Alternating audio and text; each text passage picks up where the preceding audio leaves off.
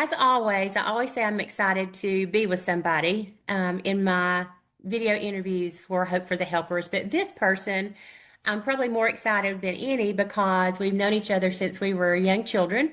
Mhm. And she has grown up to be just a exemplary human being in all ways. Miss Bridget, she is a clinical psychologist. She's also a person with lived experience, having a parent that has battled substance use disorder, and she is the ultimate caregiver in lots of different ways. And I find myself having something in common with that because I feel like I've been a caregiver pretty much my whole adult life in one way or another. In one way or another, with my first business for 25 years, I helped care for women all across the country that wanted to start their own business in sales and marketing. And then I went through my own active addiction and decided I wanted to start a nonprofit to help women in recovery. And I was sort of a caregiver in that way. And then I switched to dogs. I wanted to be a caregiver for senior dogs that had medical problems. And so I get it. And so Bridget had told me just a few minutes ago that, I'm sort of have been the ultimate caregiver, and she has been, and I get that. So, Bridget, tell us a little bit about you and what all that means in your life. Yeah, thank you for having me, by the way. Yes, yes. Oh, you're the first person I thought of. Yeah, Oh, that's yeah. sweet. Um, so I would not use the word ultimate for myself, I don't think, but uh, thinking back, my caregiving journey probably started when I was 4. Um, yeah, so with a good friend who had developmental disorders, and then, man, progressed into other aspects of caregiving throughout my life.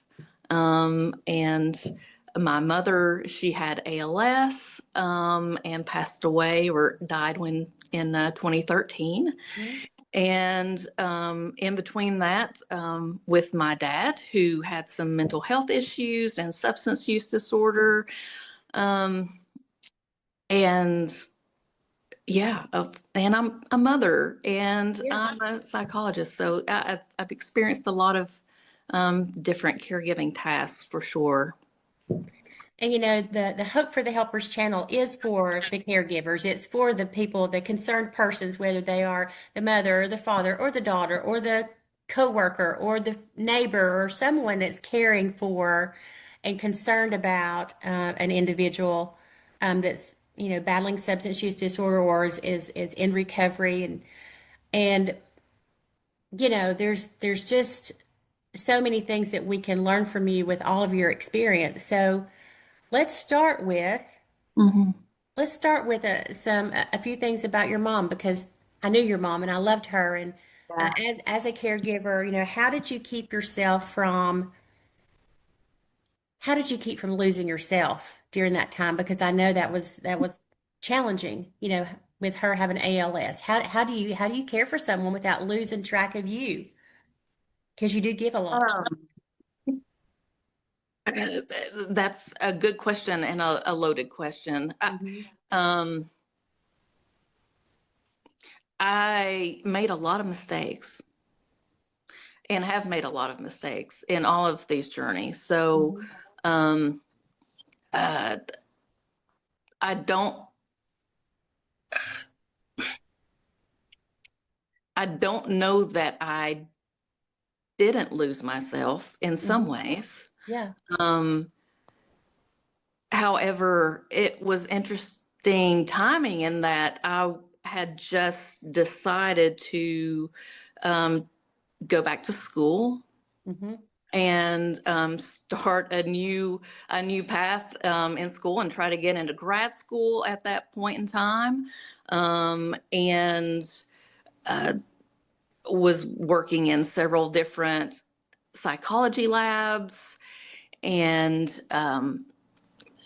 was trying to build my resume, and I was able to get into grad school and started grad school during that time period. So all of that happened um, when she was diagnosed, and Then 2.5 years later, she died. So, I was doing schooling during that time period, and I actually felt like I was not doing enough for her. So I, I think in that way is probably how I lost myself. Mm-hmm. Mm-hmm. Is in not actually what I was doing or was not doing, but how I have perceived myself. Mm-hmm. Um, I think for people who are helpers, um, we tend to be really hard on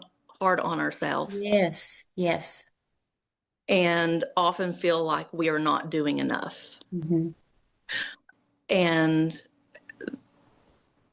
I believe that is probably the biggest way that I lost myself and still do at times, Yeah. because when I look back on things that I know now, um, especially after having completed schooling, Mm-hmm. after that, getting my PhD and working in the field, I've learned so much that I didn't know then. Mm-hmm. So many things that I know now that could have helped her, and helped my family, Mm-hmm. um, helped us to deal with things differently and better and provide other resources that I didn't know about then. That is how I lost myself and lose myself still, Mm-hmm. because I look back on it and can can often get sucked into that way of thinking that Mm-hmm. I didn't do enough Yeah. or didn't do the right things. And I personally feel that some days, even now in the present, because I'm not really dealing with families, personally, or a specific person like substance use disorder necessarily. But my mom has dementia. I don't Mhm. think I've told you that yet, but mine Mm, okay. is in the beginnings of that. Right. And so that's something I've taken on, as much as I can, not living with her. Right. And I feel like I lose myself. I'm like, I'm so involved in, at least in my mind. It may not be, in person every single minute of the day, but that's on my mind all the time. And I lose track of what I need. Do I need more exercise? Do I need more sleep? Do I need more downtime? Do I need to be working more? So that I am, staying focused on something that's not a negative thing necessarily, with my job. Hmm. So it's hard to navigate, when you're caregiving or helping in one way or another, regardless in what direction that is. You tend to, your self-care lacks, at least mine does.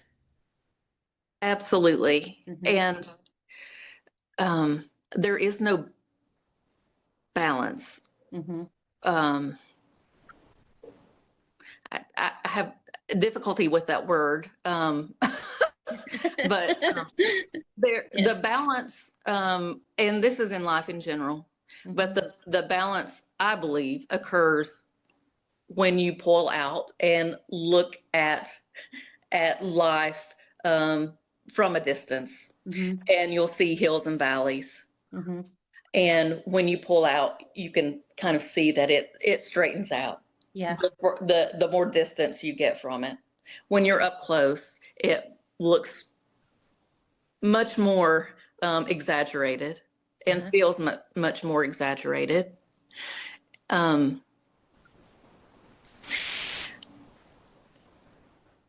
in those moments of caregiving, being able to maintain awareness of of yourself Hmm. is really important. And I don't always do that well now. I know the information, and I don't do it well. Um, but when I am more aware of it, then I try to do better. Yeah. Um, it, that is my goal, just to be better today than I was yesterday. Definitely. Um, Very good. Hmm. yeah. It's as simple as that. just trying to do better today than yesterday. Yeah. Well, you know, for me personally, um, that is key. Hmm. I try to maintain a growth mindset, Hmm. and I would like to think that most people do Hmm. in whatever their capacity is, and everybody's capacity is different, Hmm. which is beautiful. Hmm. We're all different. We all have Right. different capacities Hmm. to be able to um, maintain awareness and just different functionalities. Hmm. Um, I I tend to think the best of people, and I believe most people want to be better, Yeah. want to be better today than yesterday, and often we don't know how to do that. Hmm. It So let starts us, with awareness. yeah, starts with awareness. So what are some of the ways that you feel like um, is important as far as self-care for the helpers? What are some suggestions? Self-care is also an interesting concept that can uh, bristle. Um, it can be a bristly idea. Mhm. Um,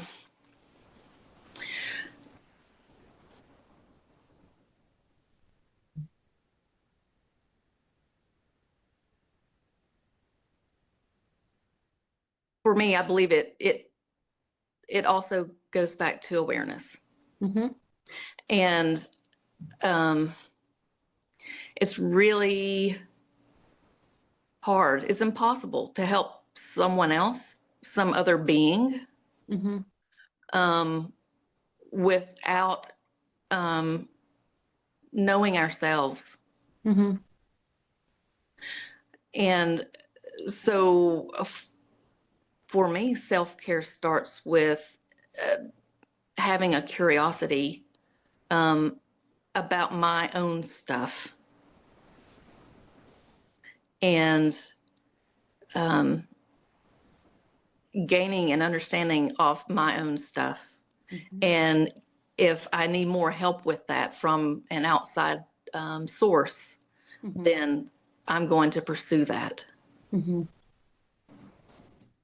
Not being afraid to ask for help or get help in one area of your life or another. Absolutely. And it could be anything from mental health to physical help, doing something around the house that you need help with, or even at your workplace, or I mean, it can be anything, Anything. anything, Absolutely. because none of us have 10 arms and 10 legs. Right. And um, we we don't naturally know all the things. Right. We don't. We don't have, the knowledge of every single thing in the world, and we shouldn't. Everybody has their own niche of what they are best at, and if I can draw wisdom and information and hope from someone that knows about A, B, C, or D for me, believe me, I'm going to ask, or at least Yeah. I hope that I do. I try to, because that is, I don't know everything, and I need help in lots of ways. And Yeah. being okay with saying I need help and that I don't know everything and that I can't do everything on my own. I think Mm, that's hard, especially for women, because we feel like we have to do it all. We're the mom, we're the wife, we still have a career, we have our home, we have how to be a good friend, how to be a good neighbor, mm, how to help out at school in the PTA. I mean, there's a million things that we have that we are, at least in our minds, we have tasked ourselves with all these different things, whether anybody else does or not. We think we have to be all these things, and it's impossible to be 100% at all of those. So, yeah. And you know what gets in the way? Um, Shame gets in the way. yes. Shame keeps us from reaching out. it keeps us from, um, often it keeps us from being truly honest Mhm. with ourselves and, um, uh,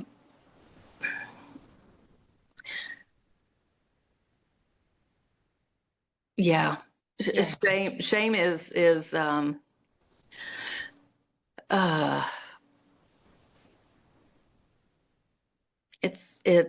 I don't have a word for how bad it is.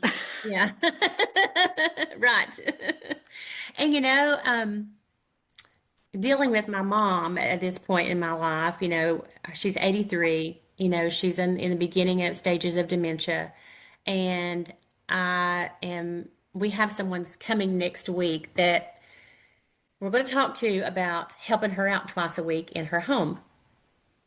And my mom, and this is her age group as well. I think our age group, the 40s, people that are in their 40s and 50s right now, are a little bit better about it. And certainly the younger generation below us is even better about asking Mhm. for help and getting help. But, those that are older than us, I think they have a real hard time speaking the words, I need help, or I will accept help with Right. things. And so, knowing that we have this lady coming we're going to see about having her, we're going to have her. My mom just doesn't realize it yet.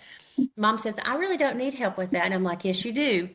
Mm, You cannot go up and down stairs very good anymore. So we need somebody that can carry your laundry from one set to the other, put your laundry in, do your laundry. You don't like to cook and you're eating out every day. We need somebody that can come in and cook you at least twice a week, two really great meals that you can have leftovers. And she's like, I just don't know if I want that or not. I'm like, yes, you do.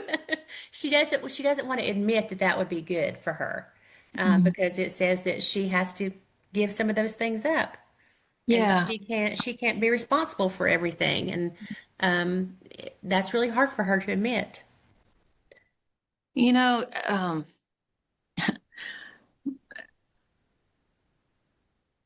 control. Hmm.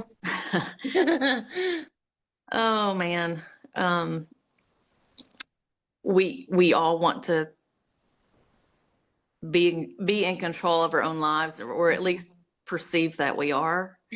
And there are systems within our environment that want to exert control as well. And I, shame is a good tactic that has been utilized, um, through our culture, through our, upbringing, through different systems that we've been a part of and are a part of.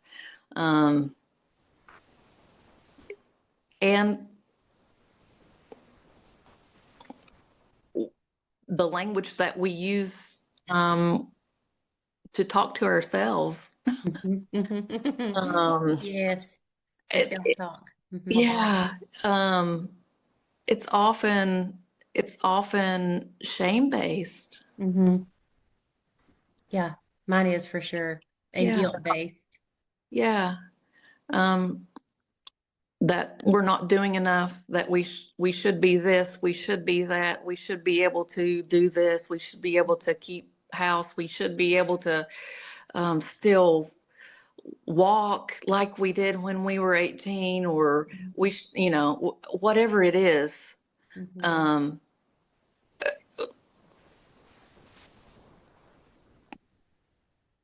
it it it hurts us. It does hurt us, and you know, I think I mentioned to you, when we talked about what we would talk about today. I mentioned, just things in Appalachia, Mhm. and being a woman in Appalachia, or even being a man, it doesn't matter. The culture here in this part of the country, this part of the world, is a little bit different than in other places, and we feel burdened to be a certain something, and that is still very much alive here. That we feel like we have to be the everything for everyone, and the culture is that it's okay to put ourselves last. It's wrong not to put ourselves last. Uh-huh. But I mean, the culture here says you should put yourself last and do for everyone else first. Right. But it needs to be it needs to be the reverse, even more so for those of us that are helpers. And, most people, most women are helpers in one way or another. They're just inherently helpers. Mhm. Whether they have a substance use disorder in their family or not, they're just automatically trying to help. And that's why we end up, our self-care is so low compared to in other parts of the country, I believe, because of the culture here in Appalachia. Right. Yeah. Right. Yeah. Um, there's a lot of that ingrained in our families Hmm. and um, in our culture, and um, loyalty Hmm. to family Hmm. above others, um, sacrificing um, ourselves. Um,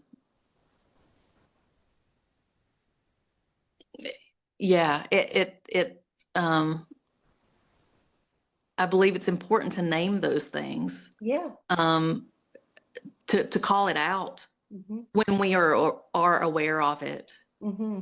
Um, so yeah, that's one aspect of awareness that I was referring to. Yeah. When we realize it, that we name it and call it what it is. Hmm.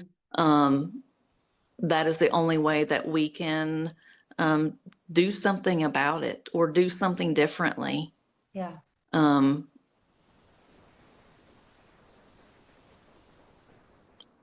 yeah. Yeah. So let's switch gears and because more of our listeners and viewers are probably going to have that substance use disorder in their family, and Right. that is their way of being the helper. Um, I know that you have a family member, your dad, Hmm. and you share with me that his substance use disorder was not until later in your life, more so at when you were an adult. But as a child, um, am I correct that you said he did have some mental health challenges when you were a child? So let's Absolutely. talk about that and how that affected you, maybe how that shaped you, yeah, if you are willing to share that. Absolutely. Yeah. Um, you know, um, most of these things that we talk about, I've never talked about publicly, so this is a little different for me. Um, but yeah, growing up, I lived in a multi-generational home with my grandparents and my parents. Mhm. Um, and um, my my dad did um, suffer with what I now know Mhm. is bouts of depression, and also now know um, ADHD, which Mhm. really affected his ability to function. Mhm. Um, I didn't have words for it at Yeah. the time, and didn't have words for it until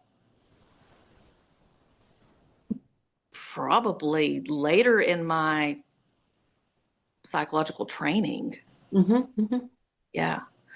Um, but looking back, yes, there were uh, periods of times where um, he would have energy, and then and also depression, and we were kind of on a roller coaster, and it sounds very bipolar. And I think you could, look back and think, well, that's a classic bipolar disorder. I don't think so.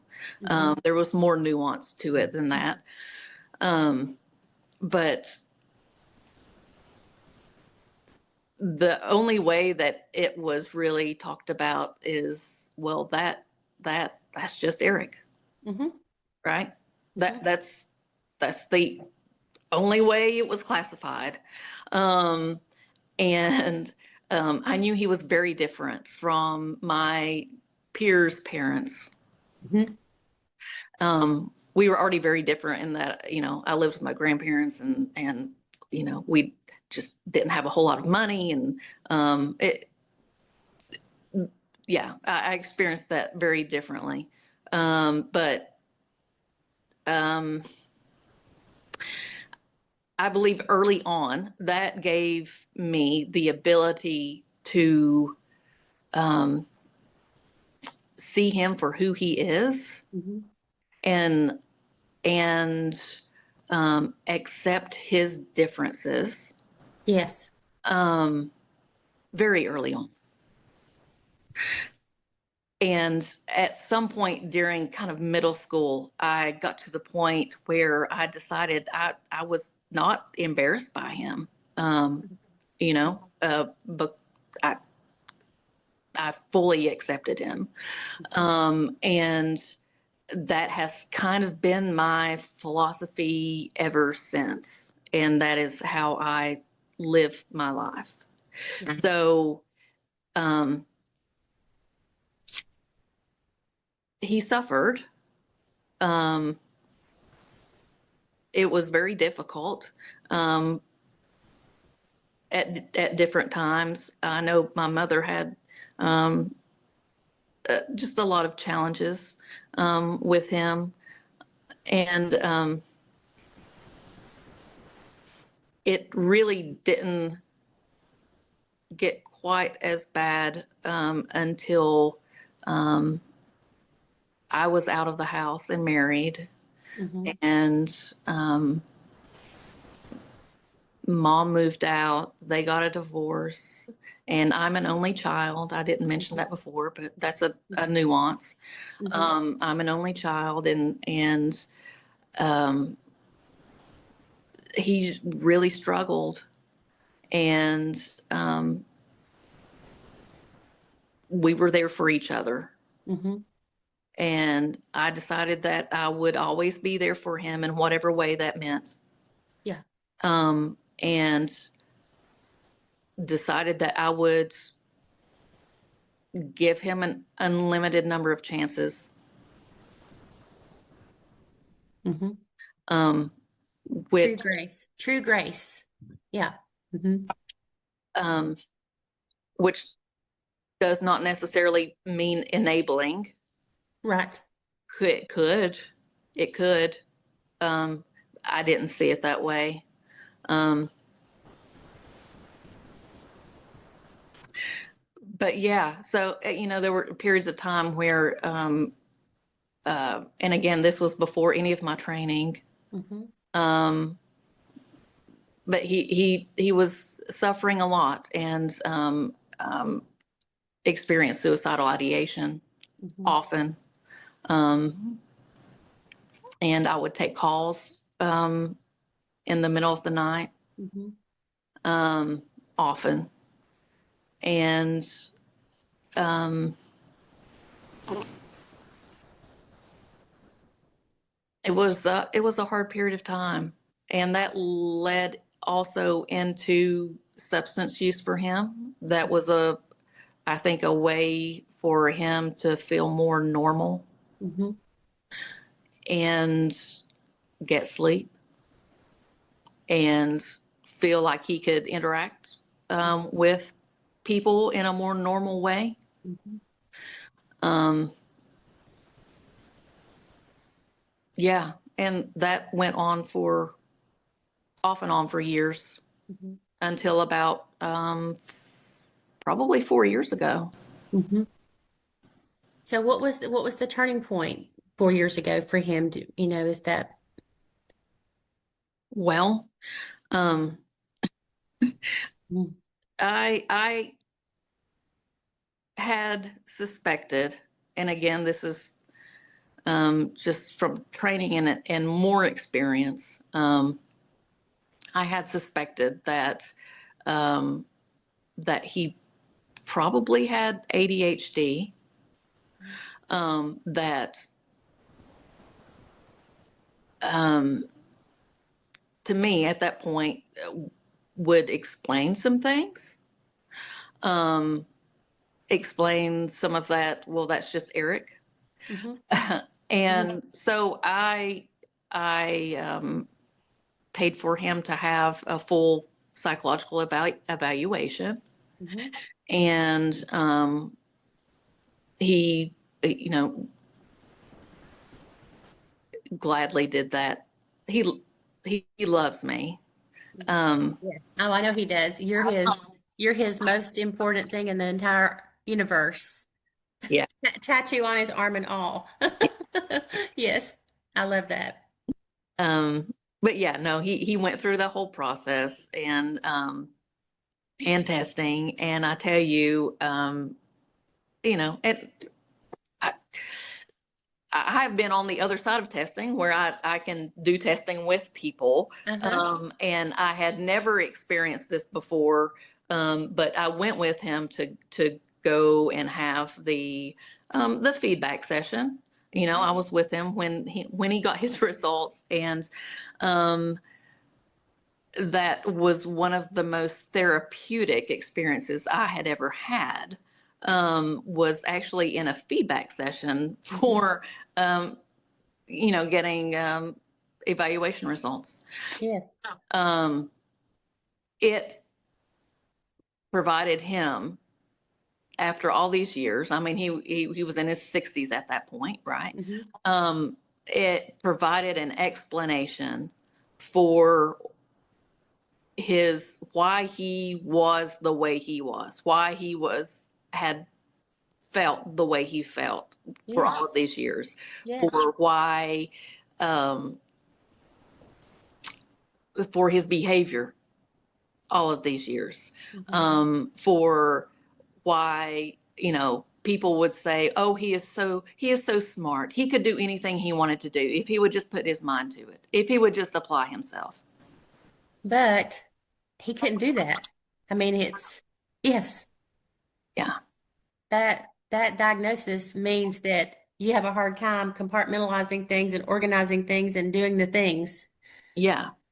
So, and by the way, if you or anybody ever hears yourself saying those words, or Mhm. anyone else saying those words about someone or about a family member, that is a clue. That is a tell.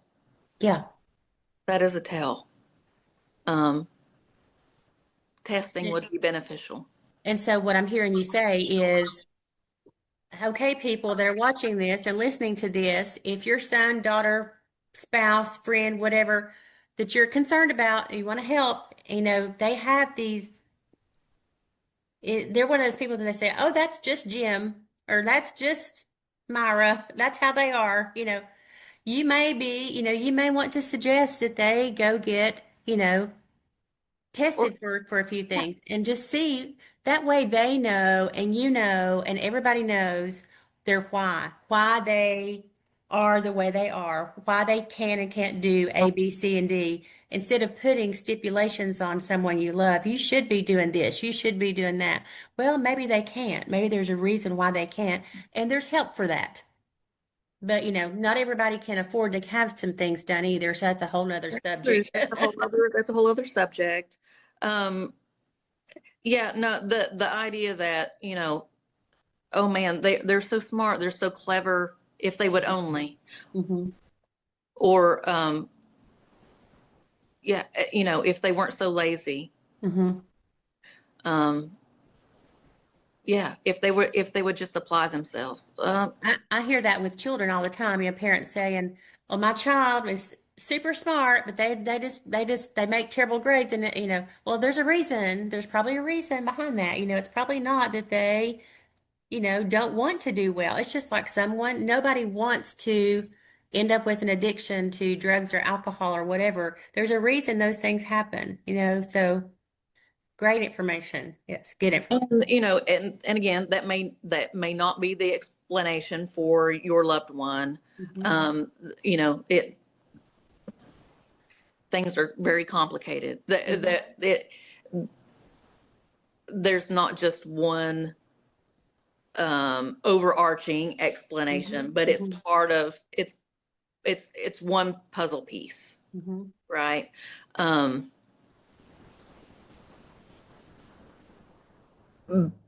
but yeah, um, if you hear those words, that's an indication to dig further. Yeah. Mhm. Um, but for him, um, it um, ADHD was part of that puzzle piece, Mhm. as well as a history of some trauma in childhood. Mhm. Mhm. Um, and but that feedback session was really reparative for both of us. And you know, I keep saying explanation. It provides an explanation. Mhm. It's Don't get explanation confused with excuse. Those are two different things. Mhm. Um, and often I believe um, maybe people feel that if we have context or understand, have an explanation for why people do things, that we're just giving them an excuse for bad behavior or something like that. And but that's not even the case. Consequences are going to happen. Having explanations are not going to keep consequences of whatever behavior. It's not going to keep that from happening. Mhm. Mhm. Um, so as an aside, um, but yeah, that helped him to start healing. Yes. It provided validation and affirmation that, and these are my words, these are not his words, Mhm. but um, validation that he's not a flawed individual, that Right. he that at his core he's not bad. He's um, There's more to the story. Yes. Yes. So all of these things we've talked about have been wildly helpful, I know, to a lot of people. And I want to close just with one last question. Um, what would you share with our audience on how to find hope, how to gain hope in their life? Mhm. Well,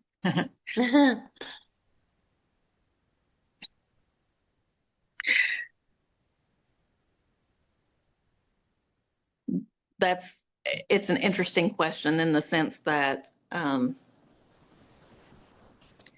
during my graduate training, I studied hope Mhm. Mhm. and defined it in a pretty specific way for that investigation. Um, and one the way that I often used or defined hope is essentially um,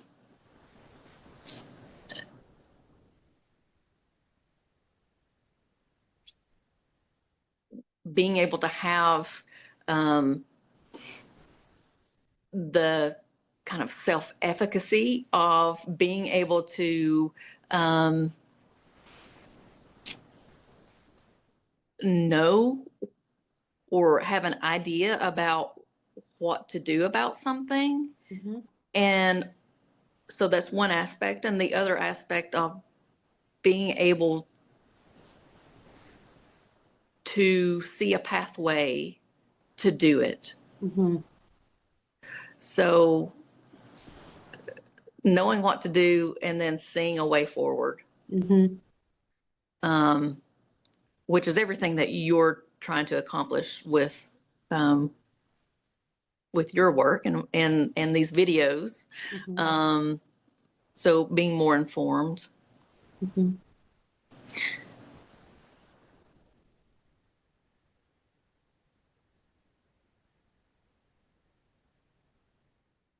I I feel that learning as much as we can about ourselves Mm-hmm. and our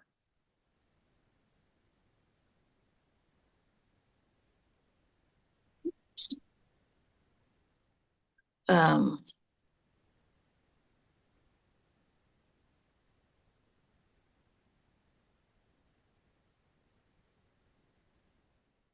our dark places, being able to sit with pain, our own pain, Mm-hmm.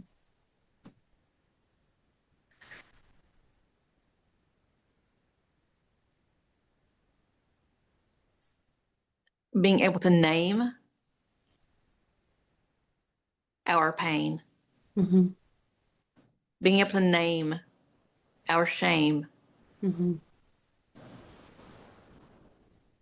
speaking it out loud, Yes. and sitting with it.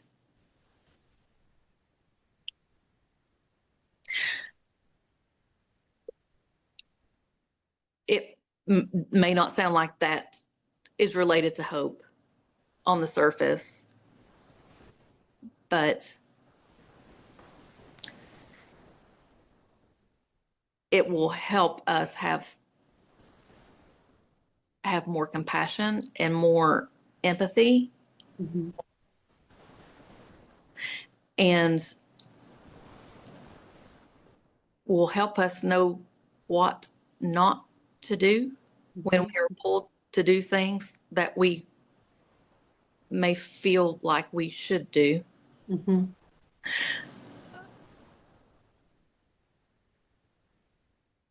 It will help us be able to be aware of boundaries, Mm-hmm. which is also an aspect of self-care. Yes. Huge. It will help us to be able to see people for who they are Mm-hmm. and not to try to change them. Mm-hmm.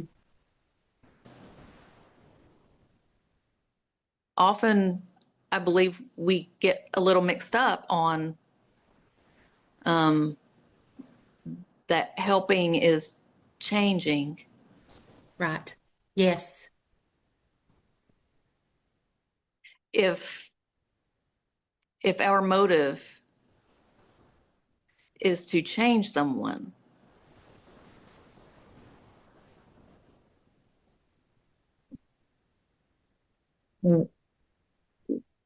we're all out of whack. Yeah. Yeah. I think that's really powerful. I think that will be helpful to a lot of people to realize that because that person in their life, they're only going to change when they're ready to change or they want to change, but we can help them without expecting them to change into something different. We can still be supportive. We can still be encouraging. We can still put boundaries up. We can still take care of ourselves first so that we don't pour from an empty cup. Yeah. Yeah. That knowing ourselves and knowing, having more awareness of what our motives are, um, is really important. Mm-hmm. Mm-hmm. if we're trying to change someone for whatever reason, I don't care what the reason is. It's number one, it's not going to work. Um,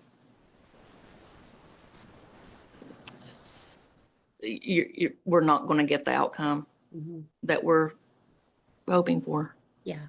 And number two, there's no dignity in that. There's no respect.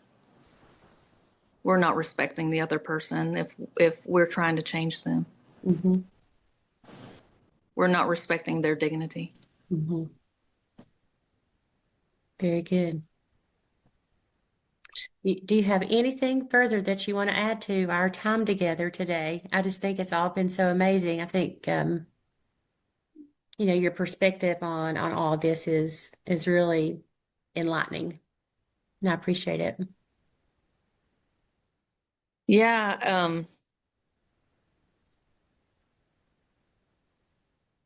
I don't know how much time you have. We could talk probably for hours, but we're about where we need to be, probably. Yeah.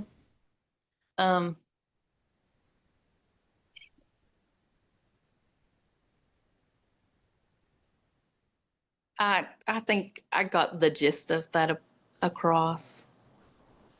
Yeah. Yeah. Yeah, and maybe that's another topic for another day. But Yeah. I love this. I love this. Well, I can't thank you enough for spending your afternoon on a Saturday with me to do this. We want to thank everyone for watching and listening. Okay. thank you.